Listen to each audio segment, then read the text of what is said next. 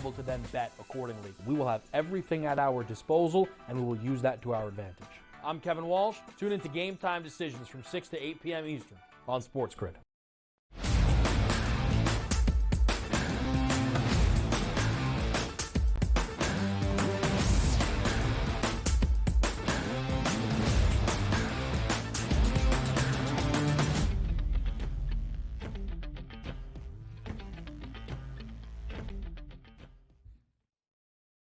On the ice we go around the National Hockey League live right here on this Wednesday on SportsGrid. I am Ben. Donnie is here, and now joining us as the man in the middle, it is the NHL's Pete Jensen, the host of the Fantasy on Ice podcast, here to give you that ice advice for the home stretch of the NHL regular season as well. Pete, we appreciate the time. Thanks for being back on this Wednesday on the early line.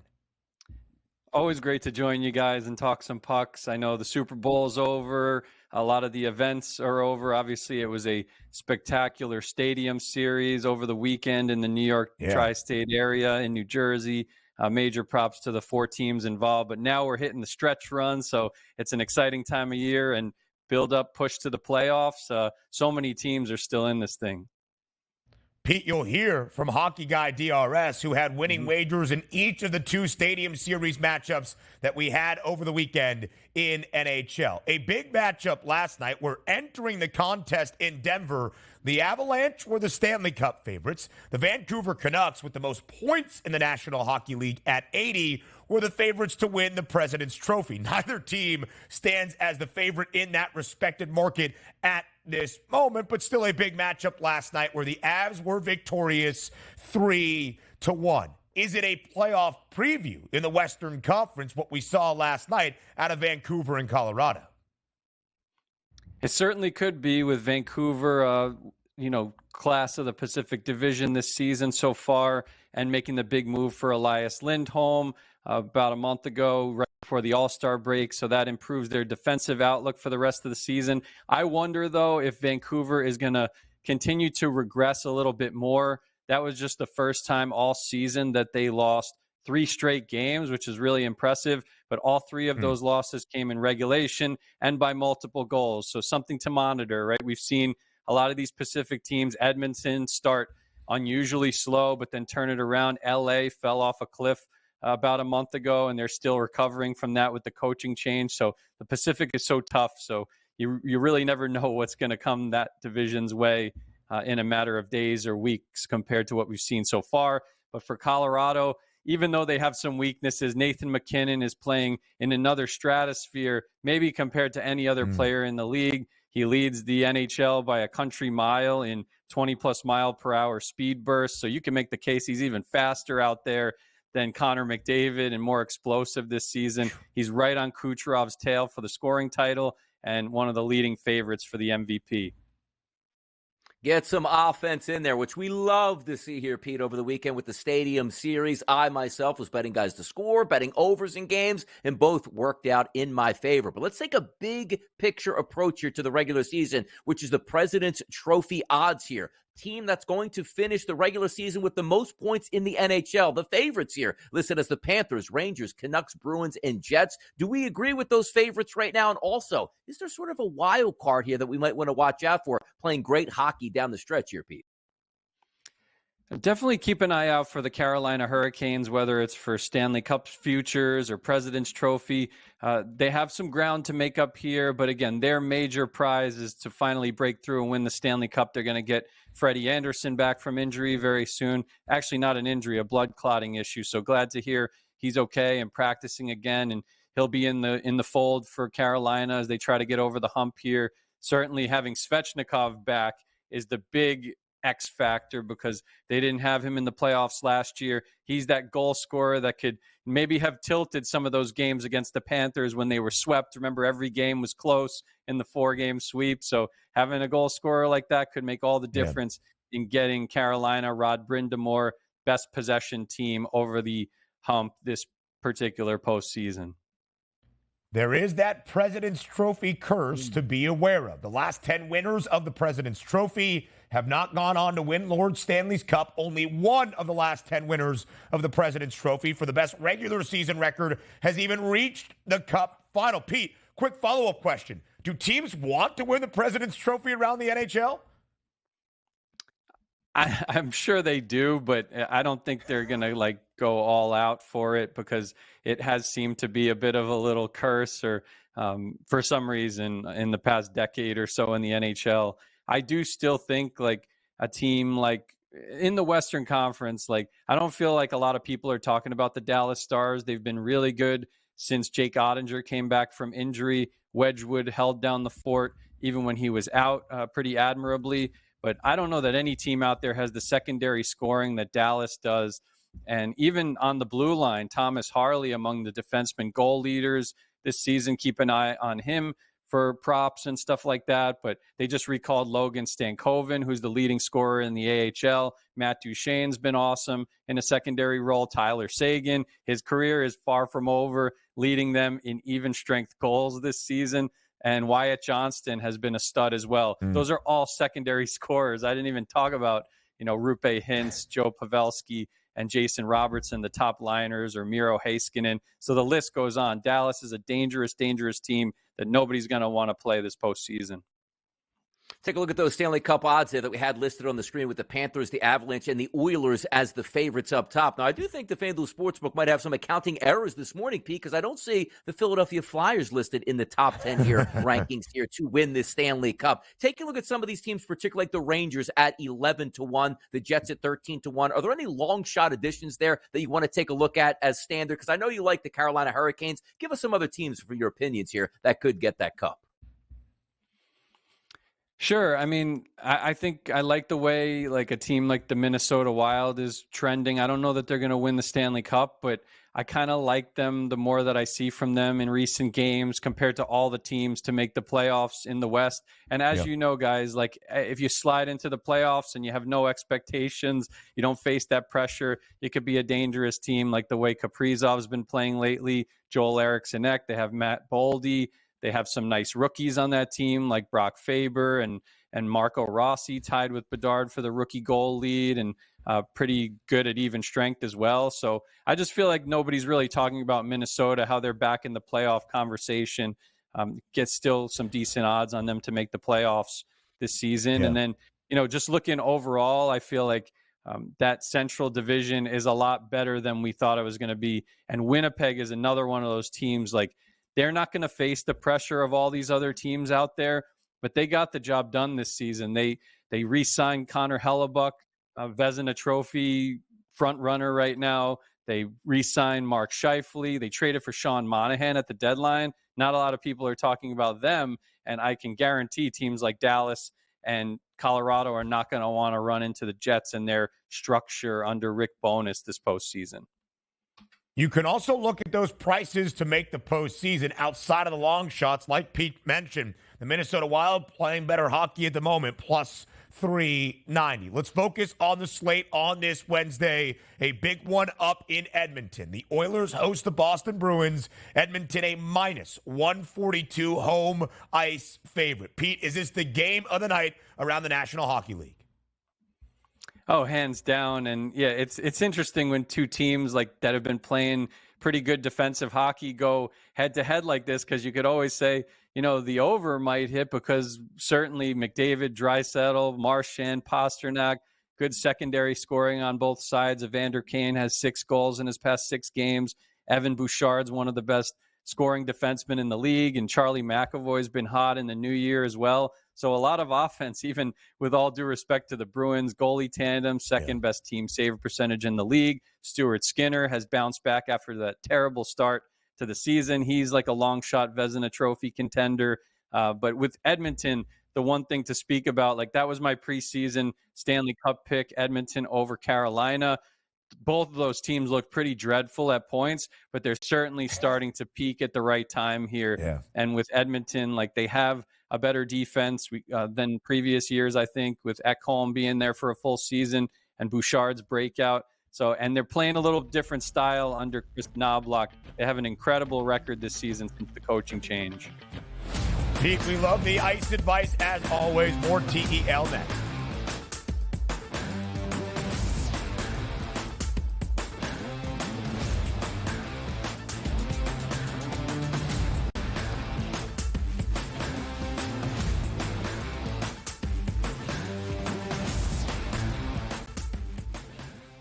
Introducing Sports Injury Central's new feature, the Injury Edge, your NFL matchup cheat sheet. See all the significant injury mismatches broken down by offense and defense to highlight where the marquee event of All-Star Weekend. There's got to be something they got to do here, Ben and Donnie. I think it's way past time to do something.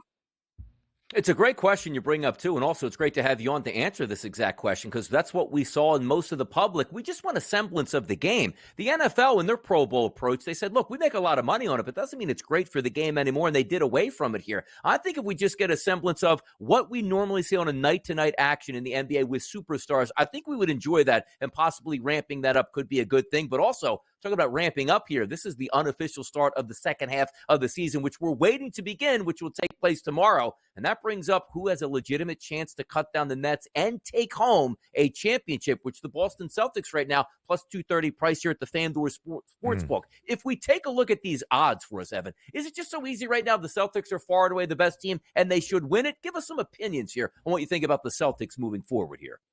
Yeah, it's really hard to bet against Boston right now. The way they've really started gelling, I think the acquisition over the offseason, getting Kristaps Porzingis, was a huge addition for them. I know it's a really big flight risk with him as far as injury goes, but he's been a great third or fourth option with Jaylen Brown and Jason Tatum. Drew Holiday's really fallen in line, too, as a fourth-star player. Derek White taking an all-star type of leap this year. They far and away have the best starting lineup in the NBA, and then you see the second-best team behind them in Denver. Those two feel like they're on a collision course as far as in June we're going to see those two teams face off there. I would definitely say Boston over anyone else in the Eastern Conference. Compared to Denver, I think the West is a lot more parity right now, but I think Boston far and away is the best team in the Eastern Conference. I think the Bucks getting Doc Rivers on board there was actually a downgrade. I'm not the biggest fan of Doc Rivers. We've seen already in the last 10 games, they're 3-7 with Doc at the helm there. So I love Boston. I think they're going to really cruise to the finals. The question is, who do they face coming out of the West? Be careful about bad-mouthing Doc Rivers on national television airwaves. His son might respond. As we look at the Celtics, the only team to reach the 40-win benchmark at the All-Star break, and they've got more than 40.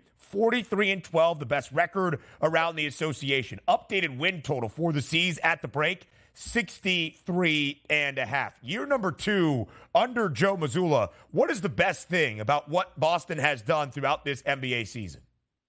I think it's just finding the ideal balance with these 5 players in their starting lineup. Now you see way less pressure on the shoulders of Jason Tatum and Jaylen Brown. Jason Tatum is only getting about 25 points per game.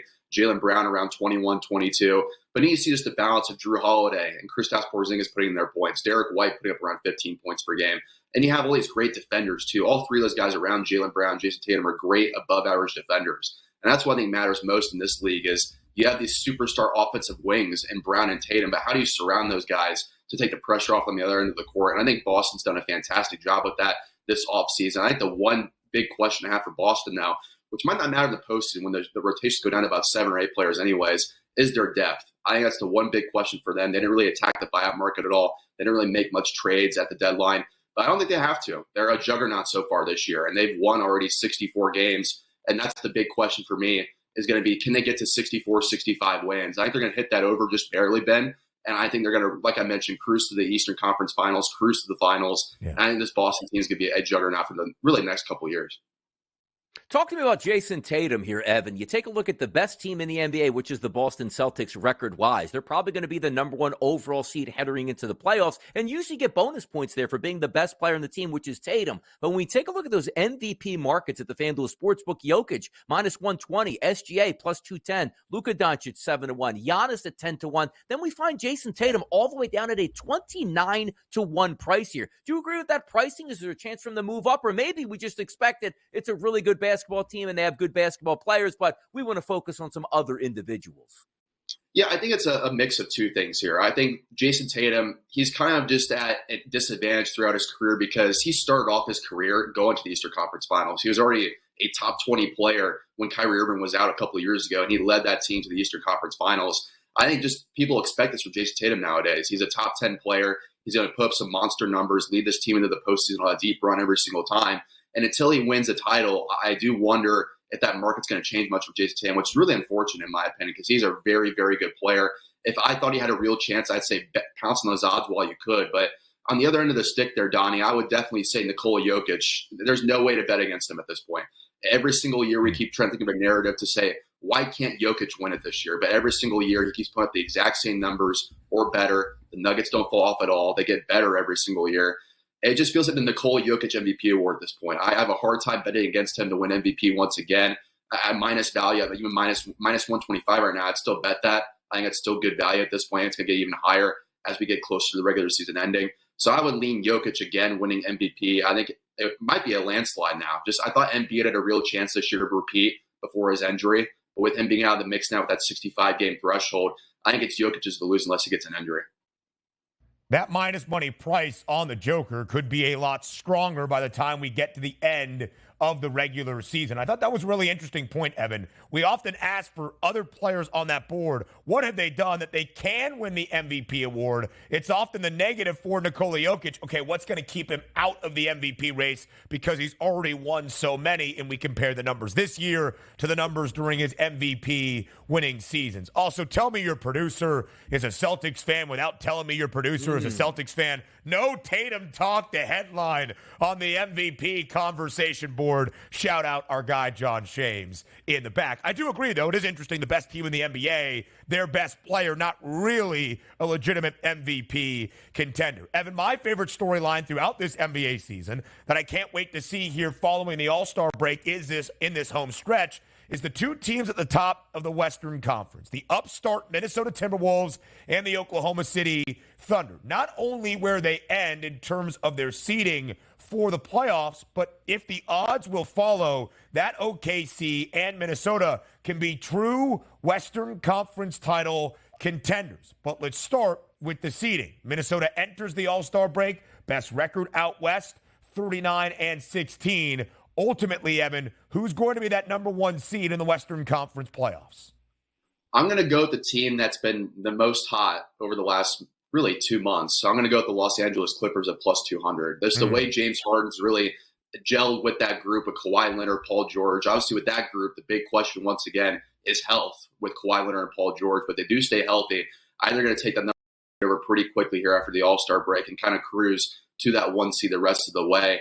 I think the way that team's played so far, that big three of Harden, Kawhi, and Paul George, they have really been a dominant trio where they're a team that I could really go toe-to-toe with the Denver Nuggets and say they have a real chance of beating them in the playoffs. They're the one team to me where I'd say if they're all healthy, Harden, Kawhi, and Paul George, they could go into Denver and steal a game and win that series in 6 or 7 games. So I'd lean Los Angeles there, to be honest there.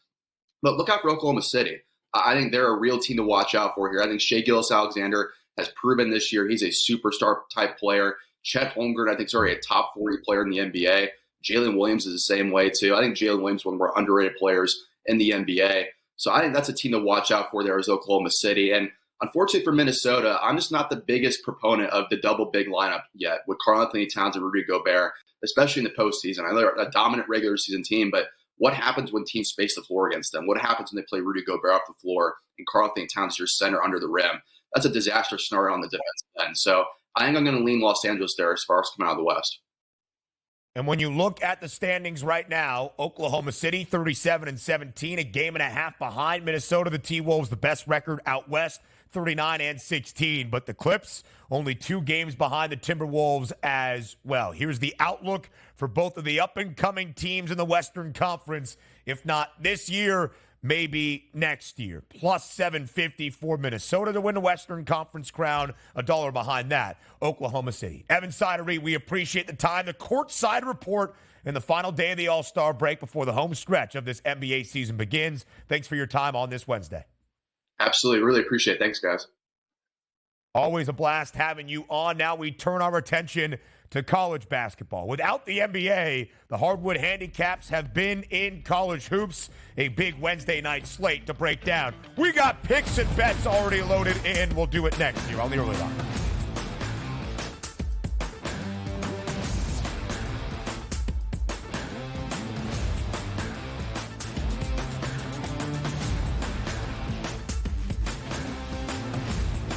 And be able to then bet accordingly. We will have everything at our disposal, and we will use that to our advantage. I'm Kevin Walsh. Tune into Game Time Decisions from 6 to 8 p.m. Eastern on SportsGrid.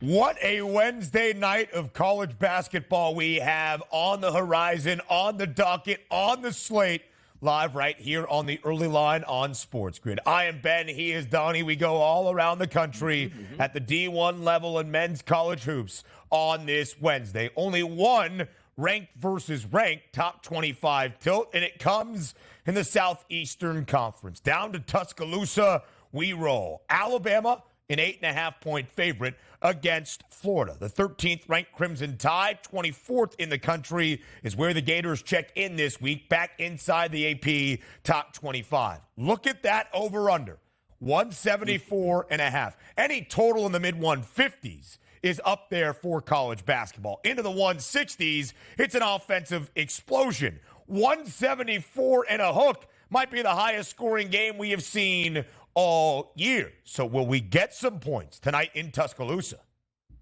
Getting some teams both into the mid-80s is wild, but you should get some tempo, and rightfully so with Alabama, the way they like to play and shoot the three-point shot. But let's take a look at this game, Ben, in its totality, and where the matchup, I think, lends to maybe have a decisive end on a side. Now, Alabama is a favorite by 8.5 here at the FanDuel Sportsbook. It seems like a steep price, and rightfully so, but also we know that it's hard to win on the road. And when you are a ranked first-ranked opponent, we've already seen this usually plays out in your favor. If you're just reading lines, it's a stone-cold Alabama line. But coming into this game, UF has won 7 of 8 games here, but how about Alabama? Winners of 12 of their past 14. Both of these offenses are good in their own right, but Alabama comes in at an unprecedented efficiency level here. Number one in the SEC, coming in at a 119.7, which is incredible. Why? It's because they steal extra points by shooting a ton of three-point shots and making a ton of three-point shots. And oh, by the way, how about as a free throw, as a team here? 80.6% SEC play. So if you foul them, they will make you pay. But here's where I start to talk about styles that make fights. Do we expect a lot of points in this game? Absolutely. But if I was going to pick out a defensive structure to try to beat Alabama with, it would be Florida. Why? I just told you. If we're looking just at three-point shooting here in the SEC, number 2 in conference play at 38%, that's Alabama. And how about this? Alabama shoots more three-point shots than any team in the SEC. Over 50% of their shots in conference play come from behind the arc, which means shoot it at a high percentage and a volume number. That's unbelievable. But look at Florida's defense and the footprint of how they play out.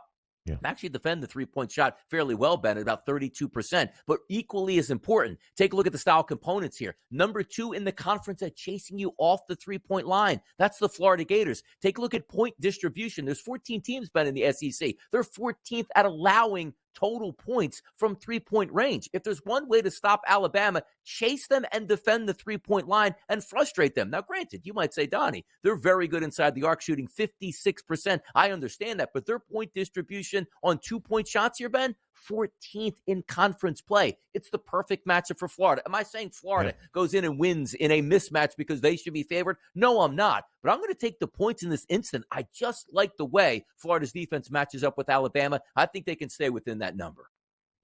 What Donnie just broke down right there is key to college basketball handicapping. Now, into March, into the big dance. It's the 4 factors that Ken Palm lays out for you. Alabama, as a team, the most efficient offense in the country, but 48.5% of the overall shots they take from the floor come from behind the arc. 6th most in all of college basketball. There are 362 D1 men's college hoops teams. Florida only allows their opponents to have about 27% of their overall scoring output come from three-point range. That would seem to nullify, just based on the numbers, Alabama's greatest advantage over teams. Donnie just broke that down, and it was a great breakdown and something to remember.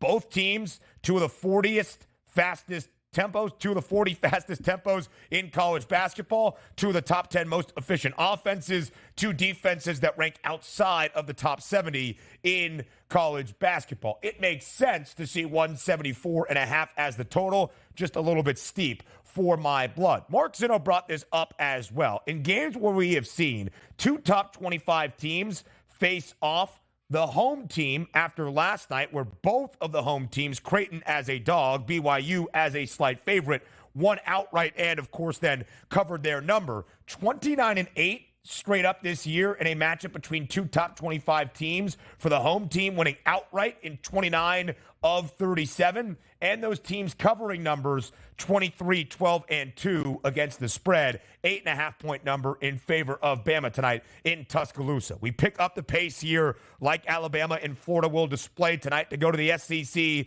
and stay in the SEC, LSU and Kentucky. Now, the Cats have won 3 straight games on the road. Kentucky's favored by 6.5 points in Baton Rouge tonight. Total was at 164.5. I think I'm a market mover, Donnie. I bet it down to 162.5, where it stands right now with a little bit of juice on the over. Is that 163.5 is where the number opened up? It's worked its way in both directions here on this Wednesday morning. Yeah, it should be an interesting game to see it play out because we are expecting tempo, and quite frankly, that tempo usually comes from the Kentucky side here, sort of pulling themselves back up here. One of those teams that I'm looking forward to heading into March Madness, and more particularly here, the SEC Conference Tournament. But if you're taking a look at why we expect so many shots to get off here tonight, LSU's defense, not great. Kentucky's defense, not great, and particularly at turning the basketball over. 14 teams here, Ben, as we just said here in the SEC. 11th at turning it over is LSU. 12th at turning it over is Kentucky, which means these offenses should be able to operate and get their shots off. And also, when we take a look at shots, did you know Kentucky, number 1 in SEC play, had making the three-point shot as a team at close to 40%, but they also don't rely on for three-point range. They're about middling here when they're scoring inside the paint here, 5th overall in conference play. But taking a look at LSU as well, number 3 Ben in conference play, making the three-point shot at 37%. And again, right around that mid-level, 6th to 7th in conference play at actually taking three-point shot attempts here. If the threes go down, we'll get some points in this game, but I do like the tempo alone with extra opportunities. We're not looking at 2 defenses that are really going to clamp down and say, hey, you know what? We're going to steal possessions here. Those shots should fall free tonight, and we're probably looking at close to that total points. But I do like Kentucky in this game as well. I think they're coming on at the right time of the season. Winners of 3 out of the past 4, whereas LSU has lost 3 of their past 4. Give me Kentucky in this game, and I think we get the tempo as well for a possible total.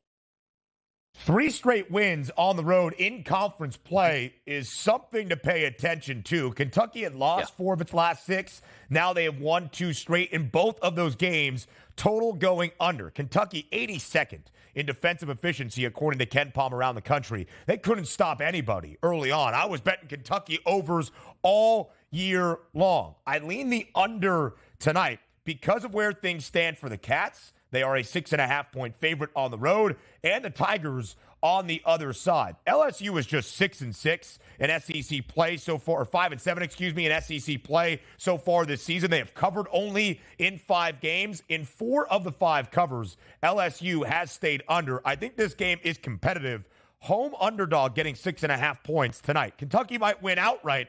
I don't know if they can cover a 6.5-point number. ACC action, where I like another under as well at 150.5 tonight in South Florida between Miami and Duke. Duke has won 4 straight. They have covered in all 4 games under. Miami has lost 4 straight, a dog in all 4, only covering once. Duke laying 6.5 on the road tonight in Coral Gables.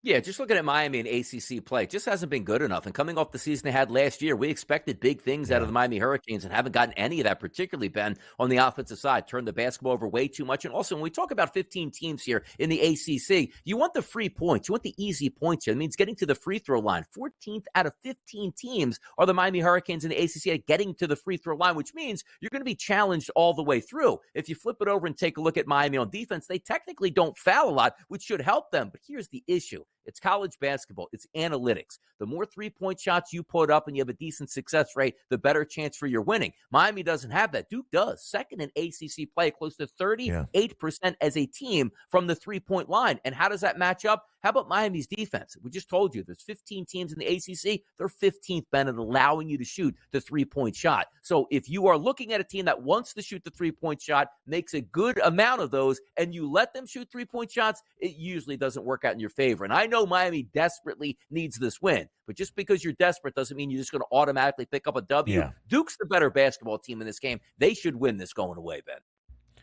it will be really interesting in that ACC title race. If Duke wins tonight, and they are favored to do so, 6.5-point favorite on the road, they will be 12-3 in the Atlantic Coast Conference. North Carolina is 12-3 in the Atlantic Coast Conference. They face each other in Cameron Indoor to end out the regular season. The Tar Heels at this moment, a -260 favorite to win the ACC regular season crown. DePaul's not winning the Big East. Marquette probably not either, despite the loss for UConn last night in Omaha. But Marquette does get UConn at home before this regular season comes to a close. The Golden Eagles, a 26.5-point favorite in Milwaukee tonight. A true Midwest matchup between a team from Milwaukee and a team from Chicago. Yeah, by the way, you're trying to just throw a knockout punch in this game if you're Marquette. You want to get that bad taste out of your mouth there in the Big East from losing to UConn on the road. This is the perfect team to do it against. Why? There's 11 teams here in conference play. You know who's 11th at defending the three-point shot? It's DePaul. You know who shoots the three-point shot at an incredible rate? It's Marquette on offense. It should be absolute bombs away from three-point range. Now, do you want to lay that heavy of a number? Probably not. But if you are looking for a team to get up off of the mat and say, you know what, that was just a bad basketball game, maybe you look for a double-digit win in the first half here and cover that number that way. I look for a big night from Marquette from the three-point line. Bombs away, baby, on Marquette. The Blue Demons are 0-14 in the Big East. They've only covered 5 times, but in 4 of those 5 times, they've been getting more than 16 points. They have gone over for what it is worth in 6 of their last 9. If Marquette keeps the scoring up, maybe DePaul can contribute just a little bit. Big Ten Bash tonight in Happy Valley in State College. Penn State, a 7.5-point home underdog against Illinois. The Illini playing really good basketball. Kanye Clary, the leading scorer for Penn State, dismissed from the program earlier this week. It's been an interesting year for Mike Rhodes in his opening season as the head coach for Penn State. What do you expect tonight between the Illini and the Nittany Lions? Illinois gives up more points in the paint basically than any other team in the Big Ten by percentages here. The only issue is Penn State really doesn't want those points. They want it from the three-point line, but a tough choice here tonight for Penn State, who's third in line in the Big Ten at shooting the three-point shot. And guess who chases you off that line more than anybody else? It's Illinois. This is a bad matchup for Penn State tonight. Illinois should roll for me, Ben. Yeah, listen, road team laying 7.5 in Big Ten play has not been profitable this year. I would lean with the Fighting Illini. Can Nebraska get a road win? They're a slight 1.5 favorite in Assembly Hall against Indiana. We have talked about this trend often. We see it tonight in a large way. New Mexico, the unranked team at home against 22nd ranked Colorado State. In the Lobos, the unranked team, a home favorite. It's not even 2.5 or 3.5. It's 6 and a hook in favor of Richard Pitino. Can the Lobos win and maybe even cover? I like the over in this game, actually, Ben. You take a look at two teams that don't really rely all that much on the three-point shot. You take a look at New Mexico, who actually is number 1 in conference play at point distribution inside the three-point line. And how about there for Colorado State? 4th here. Not relying on the three-point shot and getting over totals. It's happening tonight out there in the Mountain West. 6th fastest tempo in all of the country for New Mexico. Again, the home team, unranked against a ranked opponent, is now 7-3 when booked as a favorite against the spread in the month of February. Best bet next on the early line.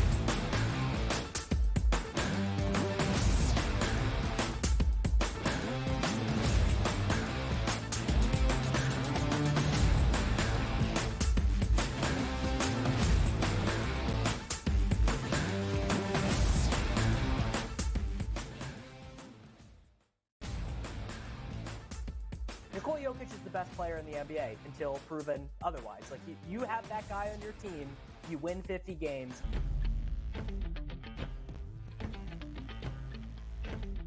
Live right here on this Wednesday on the early line, closing out our 3 hours together. It's Ben, it's Donnie, it's the SportsGrid app. Even after we go, it never leaves your side. Available for download at both the Apple and the Play Store, or you just quickly scan that QR code on your screen. Included in the SportsGrid app, 5-star plays. Those are known as best bets, and so are these. Put that wry smile away, my friend. Before we say farewell and before we say goodbye, it is time for bye, bye, bye.